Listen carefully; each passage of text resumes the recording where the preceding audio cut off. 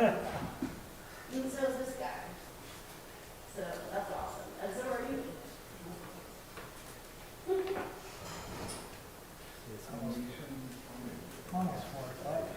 I know, and sometimes I don't know until it happens. Like I tried to look this one up online and I could not find this meeting online.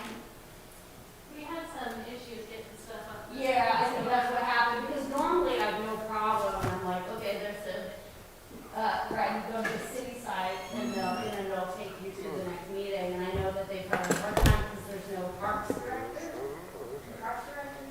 Anyway, so there's no leadership in the park department, so. I'm sorry.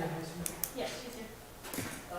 So that's been making it a I little can't see hard. across But this. yeah, you have to actively seek it out. They do fail at reaching out a lot of times because fail. But yeah, I was right for you on the, on my rounds of calls for this. I'm sure they'll be all taken care of. They have all their questions answered.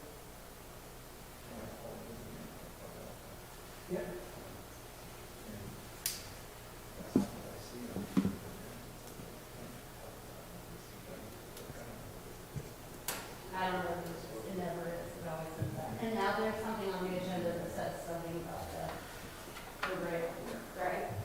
And that's what happens when you don't maintain a skate park, kids are gonna start doing things to it to improve it on their own. Okay, it's, Right, I'm just saying, so there's kids that regularly are skateboard. Yeah, yeah, and it's not just a random, it's not just, they're not meaning to be destructive, they just want it a certain way. No, but they're going into the cemetery, and I think we actually, they must. Wait, the skateboarders are going to the cemetery? Yeah, they must be, I mean, they're not necessarily going to skateboard, because.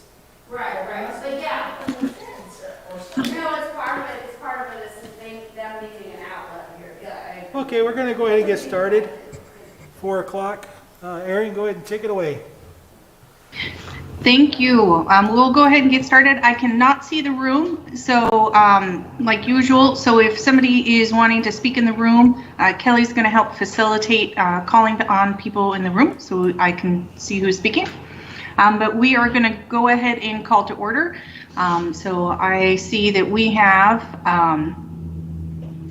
Coco Sutton is here, Bev Myers is here, Ariane Lyons, and if everybody, and then Carolyn Johnson from the city has joined us as well.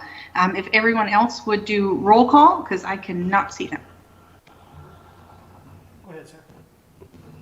Bill Davis is here. Greg Hamblett, City of Coos Bay.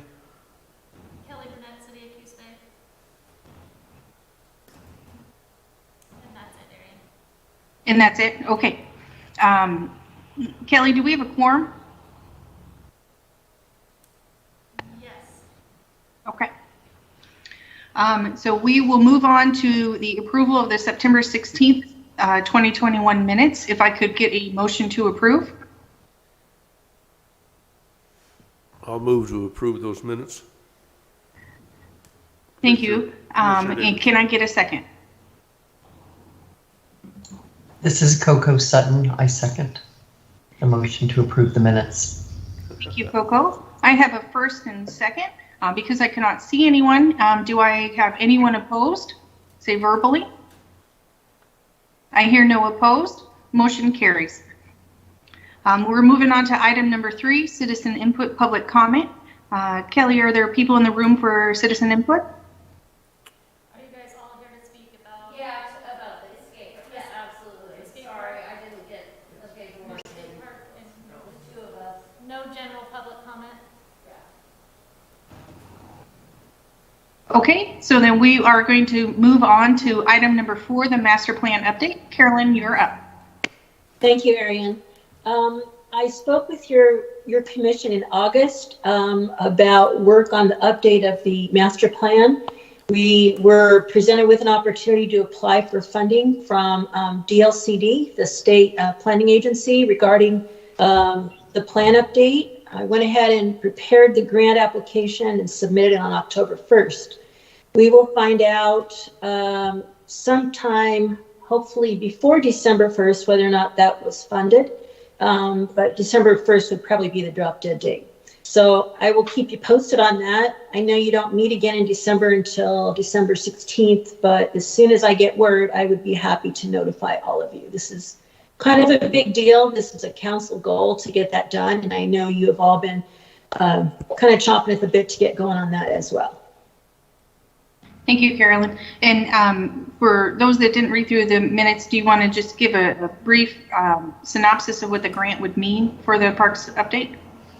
Yes, one of the things that the council, there's two things the council wanted, and we kind of married those two things. One was a focus on economic development in the city, and much of that is done through tourism, as you know. The second was the update of the Parks Master Plan. It's been very common throughout the country these days to really look at recreation and parks, not only for a community that lives in an area, but as a resource for folks that are coming to visit. So by combining those two council goals and framing them in the context of the grant application, I'm hopeful that we have a winner. I've already heard from DLCD asking questions about it. They felt like it was kind of a unique assessment of how to do things. So I think I'm hopeful. So I'll leave it at that. Thank you. Very exciting. It would be great to go through that process with them. Yes. So moving on to item number 5, skateboard park usership assessment and request to install the rail. Can we have someone review the staff report, the notice?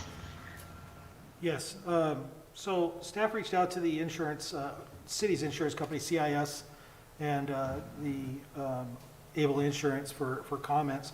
This CIS and Able Insurance both recommend that we can utilize a multi-use partner or usership there at the park as long as the usership is separated at separate times. And so staff recommends utilizing the recommendations from the insurance company, CIS. If someone's speaking, I can't hear him. I'm sorry? If someone was just speaking there, I couldn't hear. Or if you were done, I couldn't tell. No, I was still talking, I'm sorry. So staff recommends that we follow the guidelines or the recommendations of CIS and Able Insurance to operate the park with dual or multi-user ships, but at separate times. So staff at this point would look for a recommendation from the Parks Commission as to what those timeframes would be for usership, A, and then B, in order to maintain or utilize liability indemnity on the insurance, would be looking for language to utilize for the signage at the park to guide that usership. So that's what the staff recommends, is following that guidelines from our insurance. So there is some budget implications to that, and that is going to be that the liability insurance for the city would increase $2,000 per year, and also additional signage, and new signage would also have to be placed, and then obviously maintenance costs for those signs if they're ever damaged or anything like that moving forward.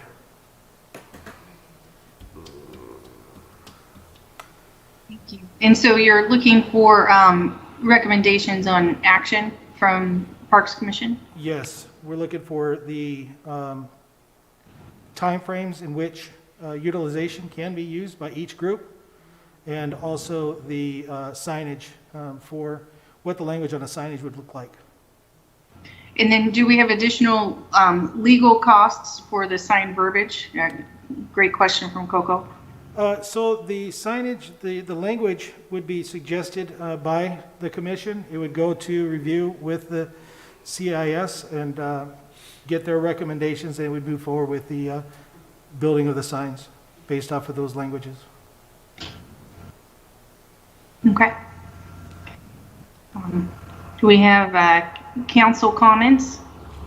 No, we haven't taken this to council yet. We are going to wait for the recommendations by this commission before we did that. Okay. And then Kelly, is there a number of people in the room? And can you tell me about how many people for comments?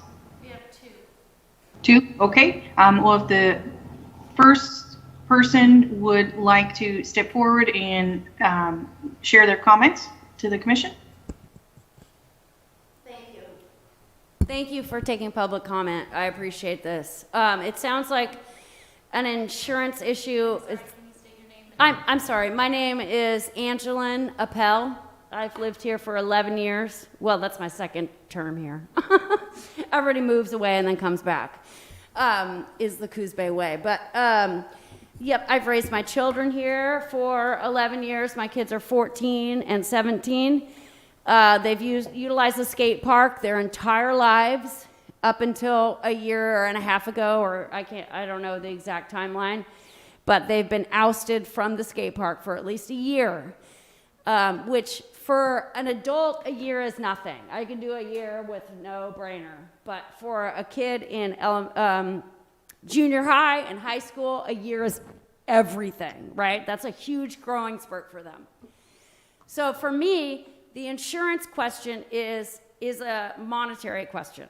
Is that not true? Is it a question of expense? Or can you, because cities all over the continent have skate parks that have multi-use, okay?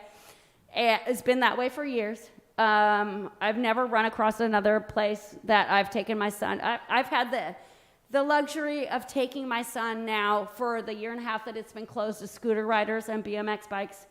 I've had the luxury of taking him every weekend or every 3 or 4 days because he scoots competitively. So I take him out of town every weekend so he can practice and honor that sport because it's a real sport. I also get people from out of town. It's a huge, I don't know if you know this, but it's a huge visitor thing. It's huge. Reedsport had a competition. Roseburg had a competition. So there's competitions being set up all around us, and they will not come to Coos Bay because of our outdated skate park, okay? For me, that's money, not just because my business sells scooters and skateboards, but it's hotels, it's restaurants, it's campgrounds. It's literally, it's an actual money maker.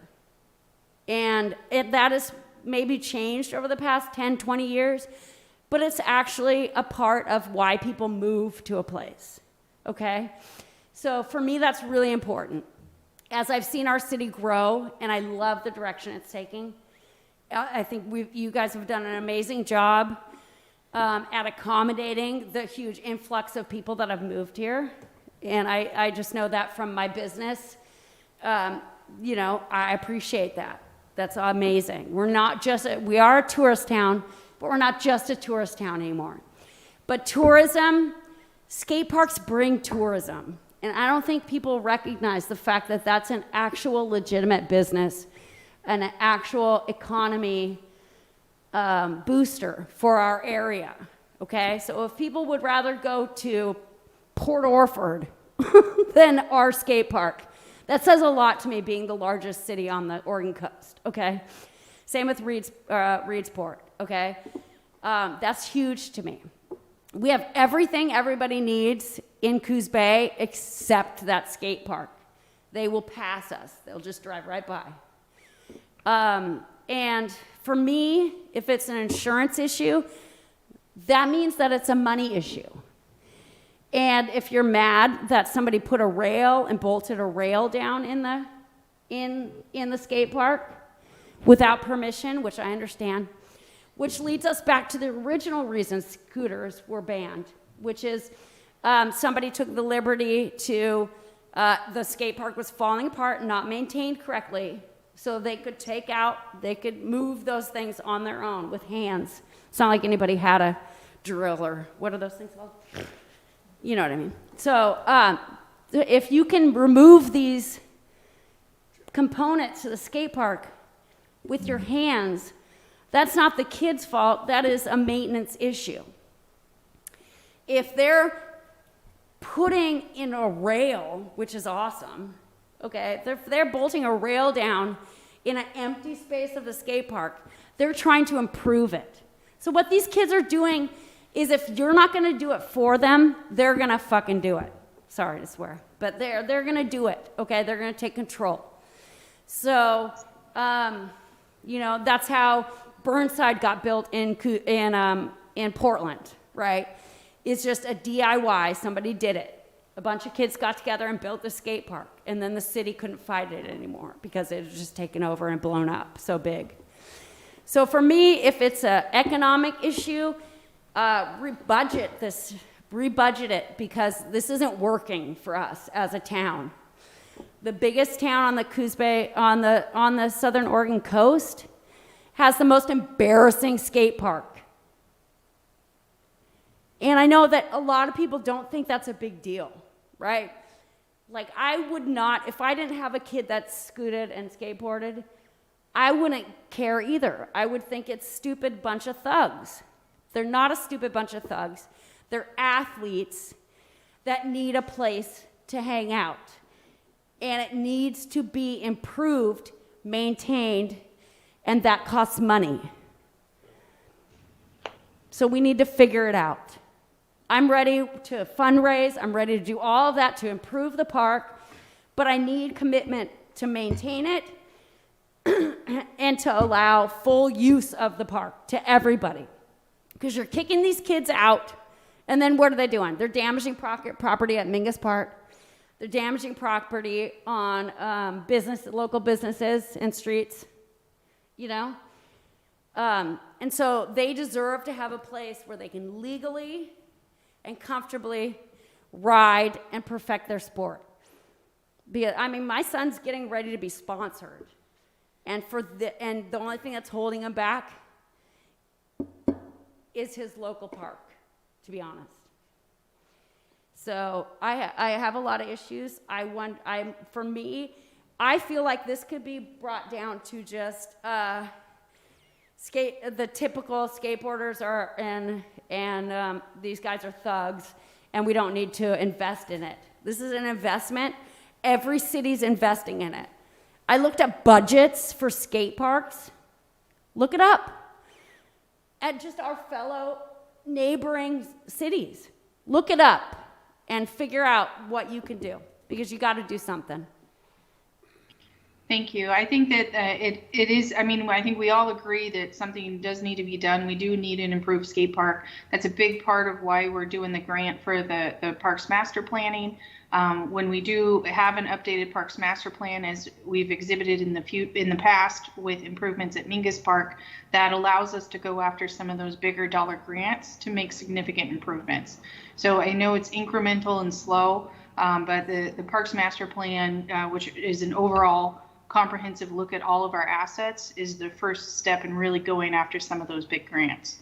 So, I think we can all agree on that. I don't mean to interrupt, but I understand that. But I also am complexed by the fact that I've raised my son here for 11 years, and for 10 of those years, he was able to scoot at the skate park, and then all of a sudden it stopped. So those rules were these rules were not regulated or enforced for years and years and years. And then all of a sudden they're enforced. Like, explain that to my kid. The law's okay sometimes. Sometimes it's okay to break the law. Sometimes it's not. I can't explain that to him. I can't do it. How do I explain that? Okay. Next public speaker, please.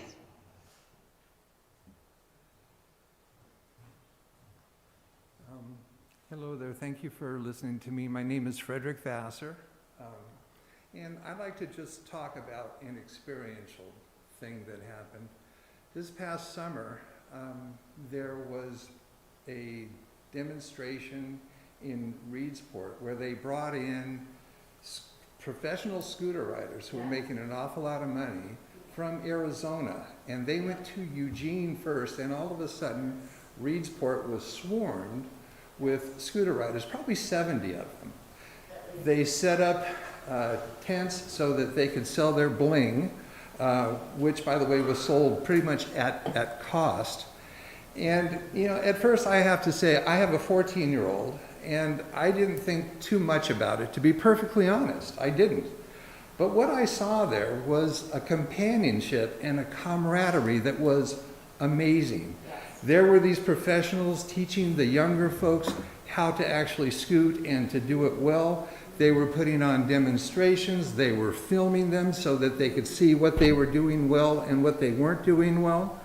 And when I was young, I was a surfer. I grew up in Southern California, and I also skateboarded.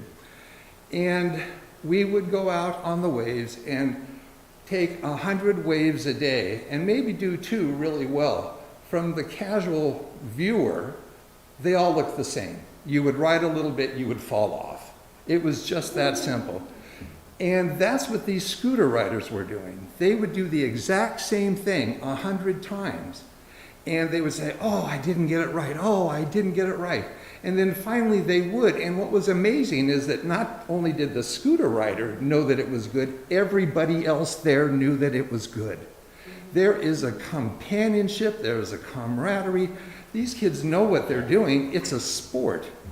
You know, to try and separate the times at the scooter park may be difficult because some of these kids, not only do they do BMX, but they also scooter and they skateboard. So how do you separate times for that? I'm not going to quite understand that.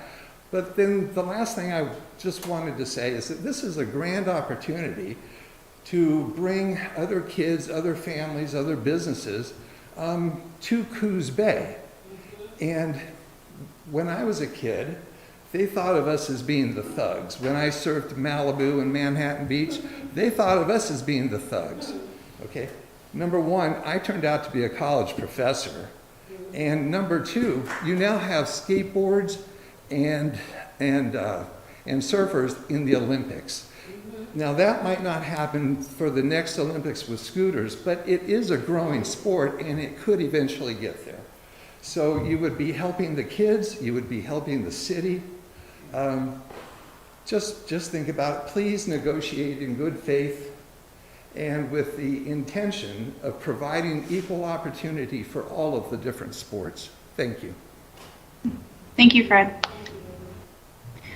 So I think what's on our agenda and what's up for discussion is 2 items, the usership and the request to install a rail. We'll take a look at the usership component first. Is there any further discussion amongst the commission, and or does somebody want to make a motion?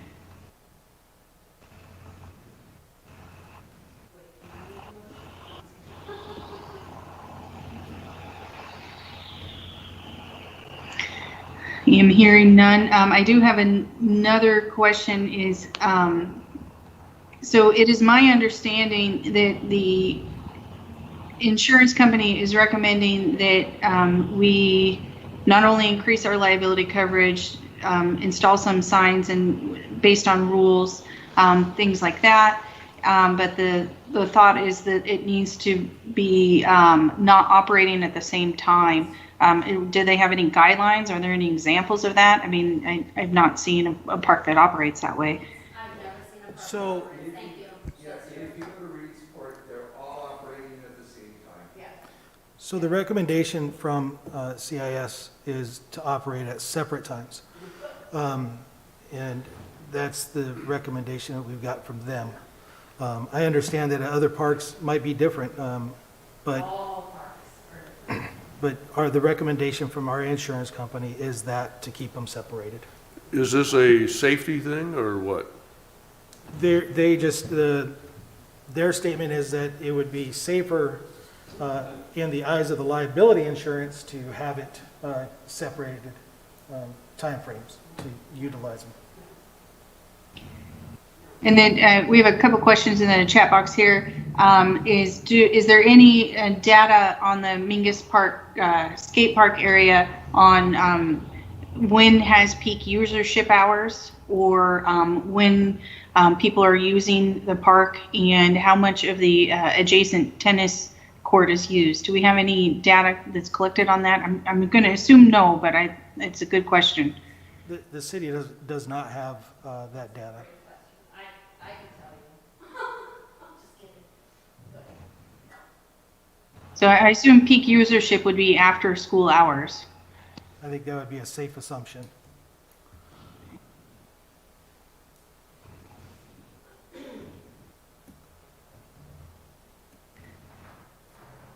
Do we have any additional commissioner comments or questions? Is there, let's see. Coco put in the chat box, is there a short-term solution so that everyone can use the park at the same time, and possibly alternating different sides of the park use? Did the insurance clarify that it's all or nothing?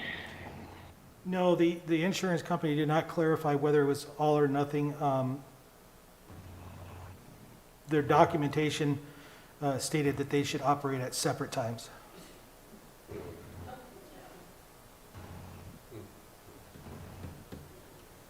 Is that Able Insurance that's finding your insurance? They're our insurance agent. Yeah, CIS is our underwriter.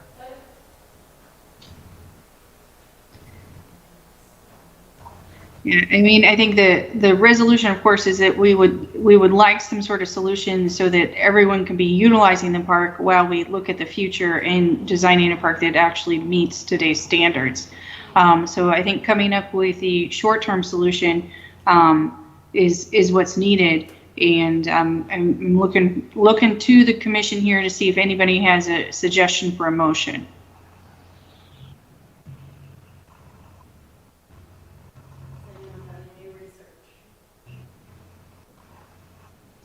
This is Coco Sutton, and I know on the previous April meeting that we had, I believe in the notes, there was a gentleman that had done some monitoring of numbers at the skate park as a volunteer, and there was some comment and suggestion that there was a tennis court adjacent there that did not get used, and there were some numbers that were presented anecdotally. So for a short-term solution, understanding that we've spent different meetings on the dollar figure and what needs to be fixed on the coping and expansion, which would require the master plan. I guess my question, because I don't know enough about the data, is there a short-term solution with using that tennis court area for skate parks, you know, for others that could use that, because that's not the skate park, correct? So that wouldn't have an impact by the insurance, where people could use it at the same time?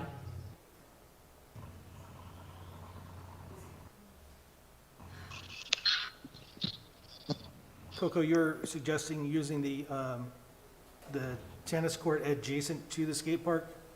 There was some comments on considering that as possibly a short-term solution. And I believe, I don't have it in front of me, that there was,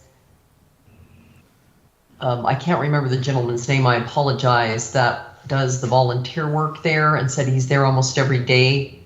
And he had some figure of possibly using the tennis court, even though that's not in the master plan. I didn't know if that's something that could temporarily be adjusted so that people could use the skate park itself on a given day for those things that weren't skateboards, and then be using the adjacent tennis court with some temporary modifications during that same period for those who weren't allowed to take use in the skate park, and then flip it the next day, if that makes sense.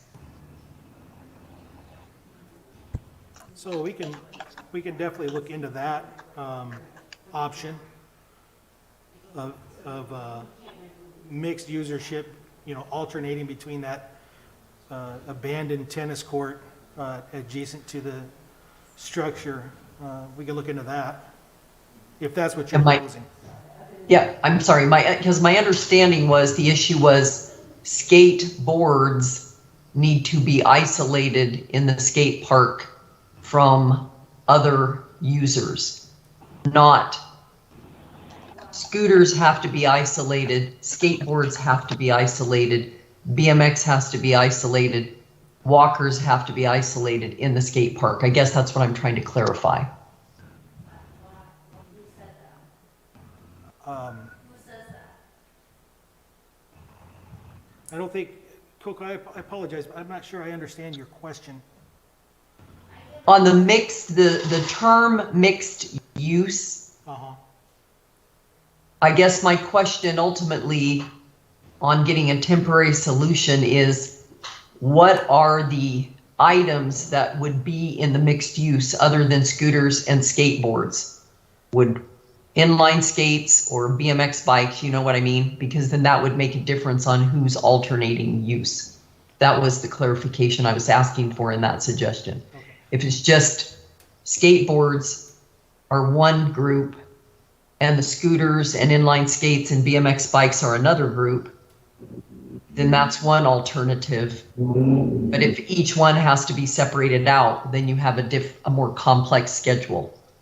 And from the previous input from public comment, there were multiple users that wanted to be in the skate park, and I just wanted to clarify how many of those mixed users there were. Is it just 4? So what is The the BMX. definition of, so what is it, just so I understand your question, what is the definition of a user, and do each one of those users have to be separated? Is that? That is correct. So previously it was the skateboards were isolated from the scooters, the BMX bikes, and there was, I think, inline skates maybe because of the design of the park and liability. And trying to put a temporary solution where all users, we keep hearing all users can use that without going against what your insurance is recommending for exclusive skateboarder.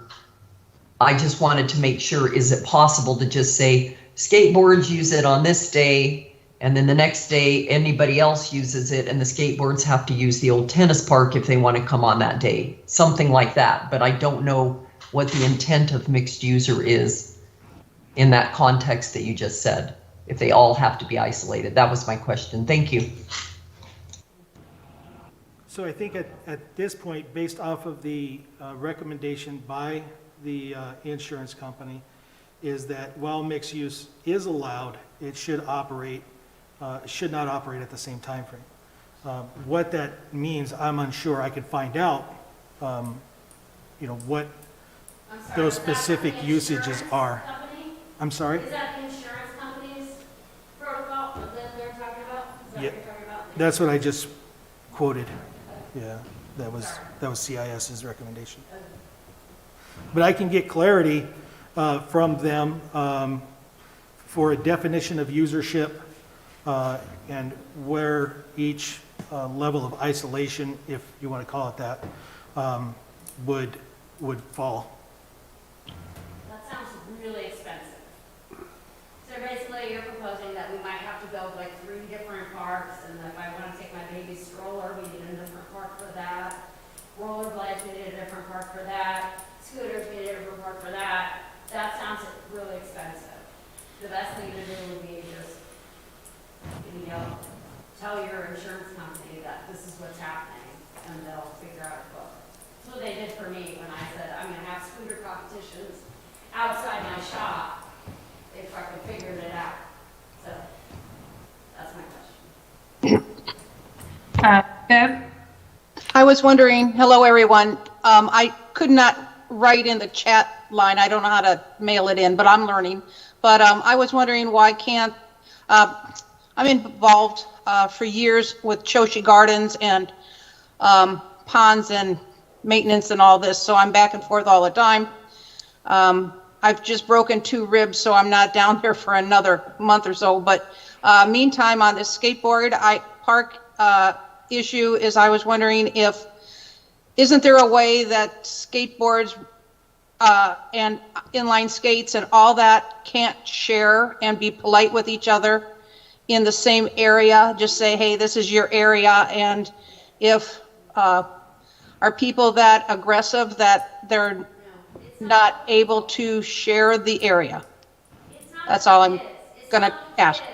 It's clearly an insurance issue. It's not the kids. The kids get along, they figure it out. It's clearly an insurance issue. It's clearly a price tag issue. Well, Greg, in that case, Is it would not you just a price find out tag issue? insurance recommendation is, if it is mixed use and continues and goes back to mixed use, is it an additional 5,000 a year, 10,000 a year? Or is that something that they would no longer allow the skate park usage at all if we allow that? I'm sorry, you're going to have to repeat I didn't hear the very first part of that question at all.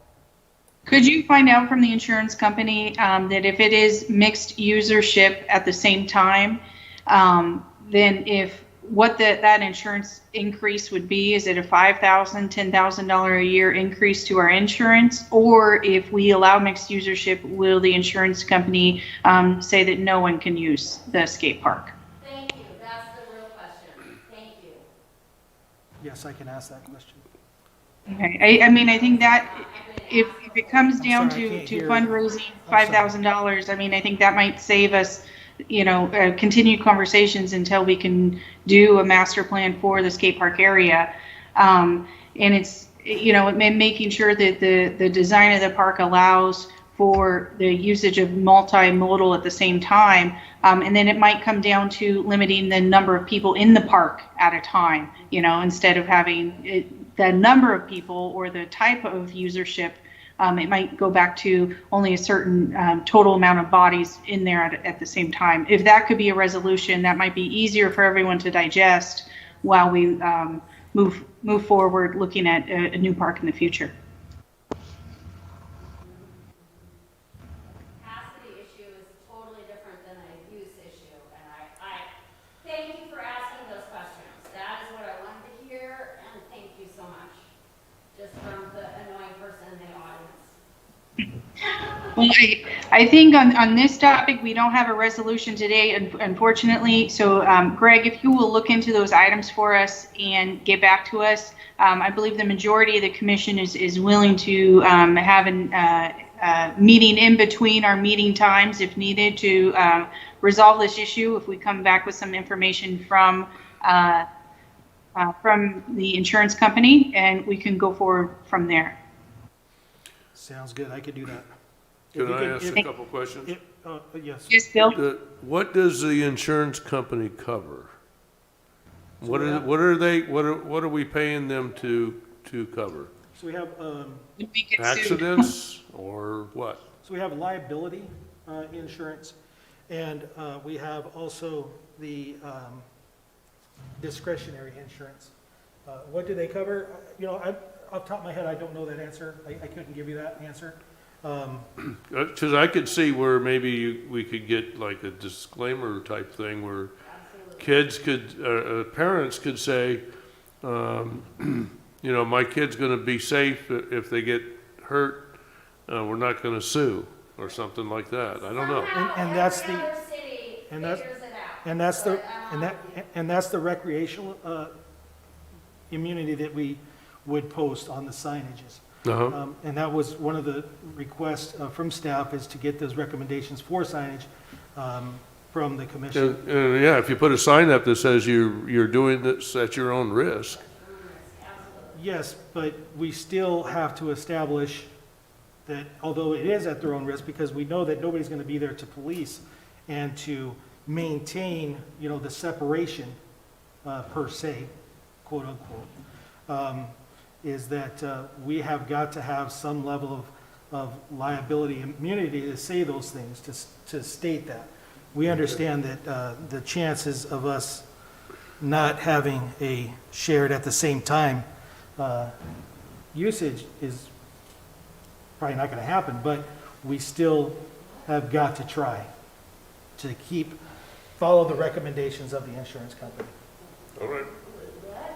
So you're saying that you don't even think that it's gonna be able to be an all-inclusive usage? You're gonna have to split up times? No, what I said is, I don't think that whatever rule we put out there saying that you can't use it at this time or you can't use it at that time, the reality of it is that we understand that because we're not going to be out enforcing it, Right. that the reality is going to be that The it probably enforcement of will. that would be so So not we still have got to get that language put together. But I could definitely ask those questions, Arian, of the insurance company. Okay, and then just to reiterate, a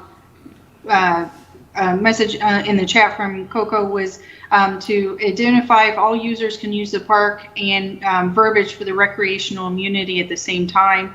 And from the insurance company, what does that increase our premiums to? Yes. So I think while Greg is doing that research, we are going to move on to item number 6, the Marshfield Pioneer Cemetery presentation. I appreciate everyone's enthusiasm about the skateboard park, and we know it is a hot button topic, and I think all of us cannot wait until we get a new one. But we are on the end side of time here, so we're going to move on to the Marshfield Pioneer Cemetery. Thank you. And I do appreciate that cemetery. Thank you guys for your time, and I appreciate you being here. I do. I'm Thank you. sorry I get a little aggro. Take care. Thank you. Stay dry. All right. Becky, you're up. Hello, can everyone hear me, hopefully? Yes.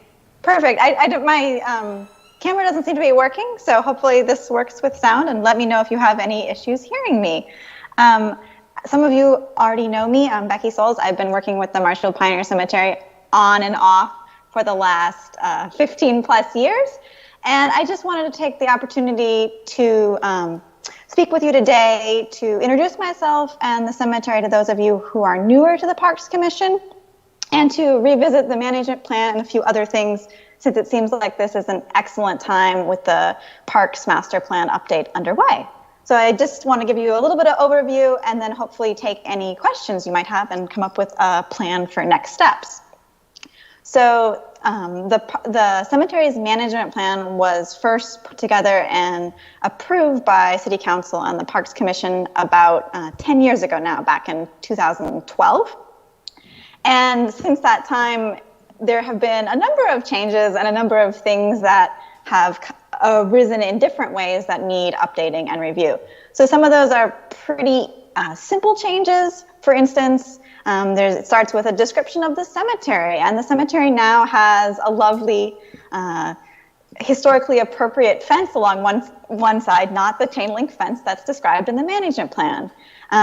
We've also been doing a lot more research and working on a revised history, which I had also attached in draft form for your perusal. Not that all of you may have wanted to enjoy reading 19 pages on the cemetery. And then there's also been some other minor changes. There's some trees in the cemetery that are mentioned in the management plan that have come down and other things like that. So a lot of little small revisions, pretty simple to make. But then there's a lot of other things that have happened. I didn't realize till I was reviewing in advance of this meeting that the management plan was actually approved before the cemetery was listed on the National Register of Historic Places. So that's some language updating and review that would be good to update. The cemetery is also now officially a registered and operating cemetery with the Oregon Cemetery and Mortuary Board, which basically is a very simple thing that means that the small number of interments, the small number of urn burials that happen in the cemetery, I believe there's been a couple over the past 5 years, it means it's officially registered and legal with the state of Oregon, and a good thing to do, but not something that's mentioned in policy in the management plan, although the city staff always goes through that process when that occurs. And then there's sort of the other half of the management plan, the things that we put in the management plan and have maybe learned from or had problems with over the years and should update for everyone's peace of mind and for the successful and safe operation of the cemetery. One of those big issues from the perspective of the cemetery is gravestones. So there, as I mentioned, there have been a few urn burials in the cemetery. People who own plots can still be interred in the cemetery. And the management plan is vague about, it says a headstone should be installed that's appropriate to the historic character of the cemetery. And it lays out a few guidelines, but those guidelines, after having seen them in action, aren't really clear enough for, I think, what we would all hope to see in a historic cemetery that really needs to be a little bit more oversight. So something with that would be like updating it to the fact that the Parks Commission probably just needs to sign off or have a city staff member sign off on a proposed monument plan, so we don't end up with these odd homemade monstrosities, which is a possibility.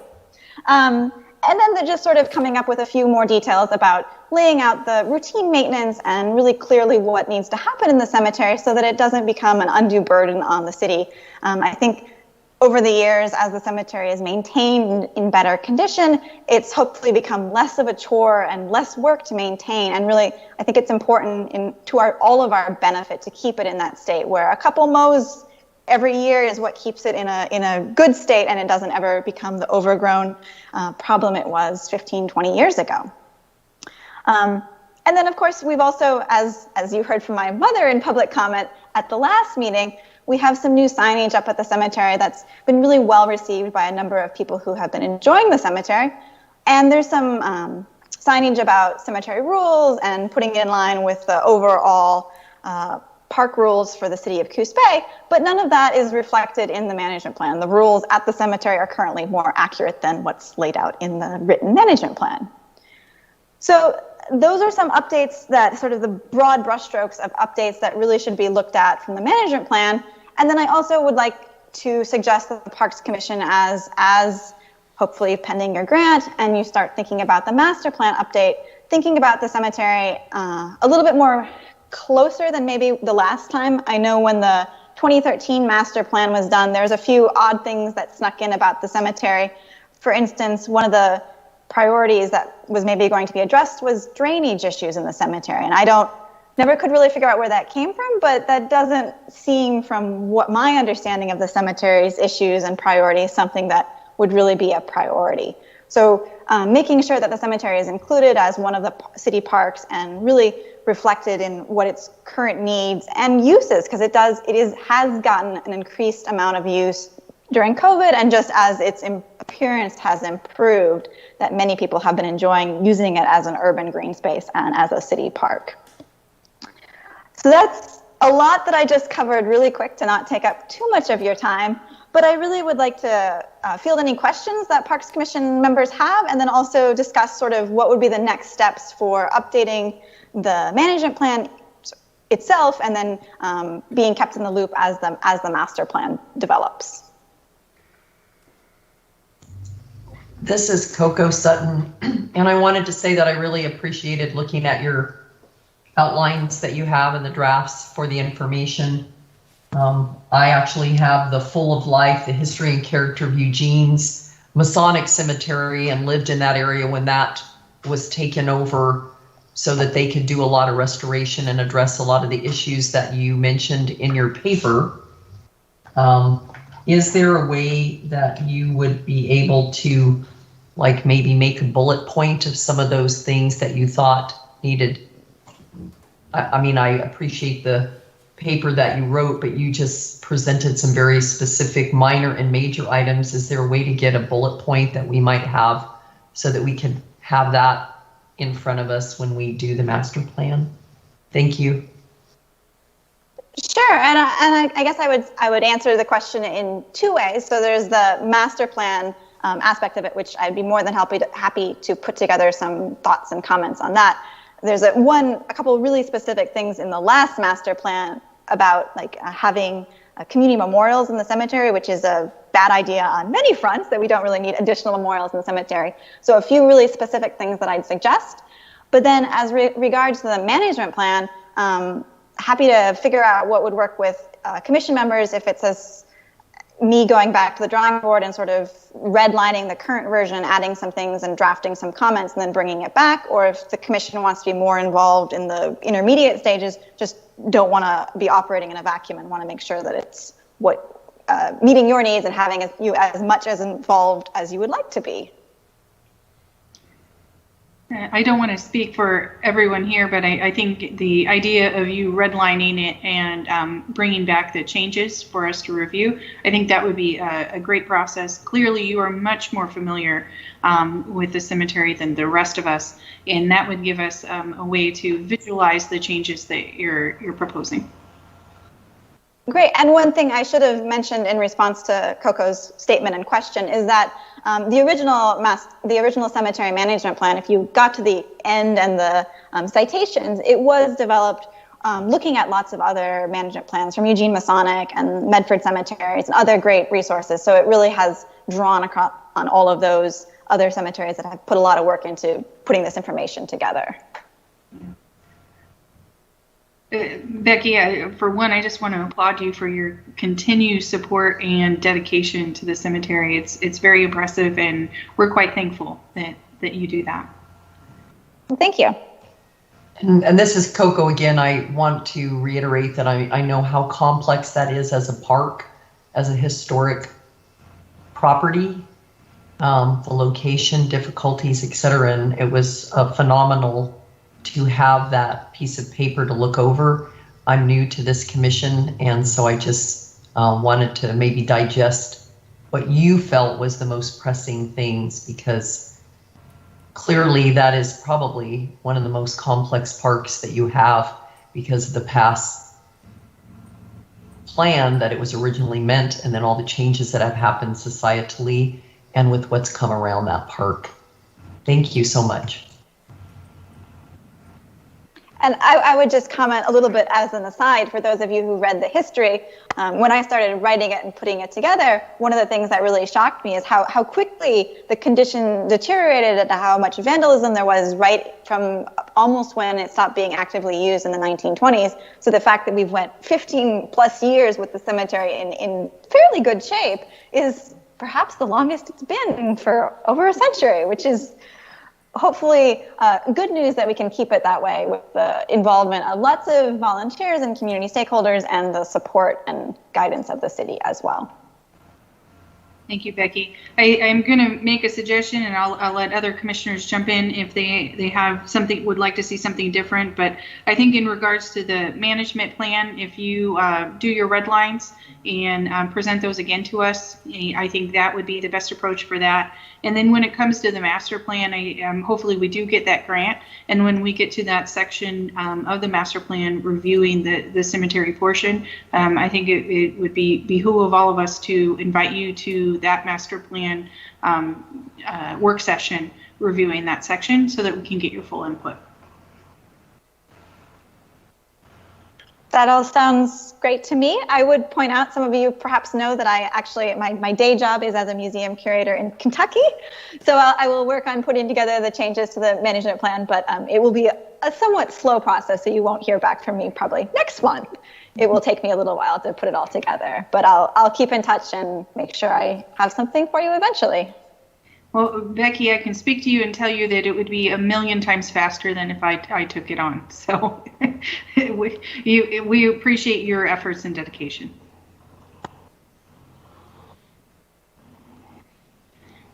So moving on, we are down to number 7, staff and commissioner closing comments.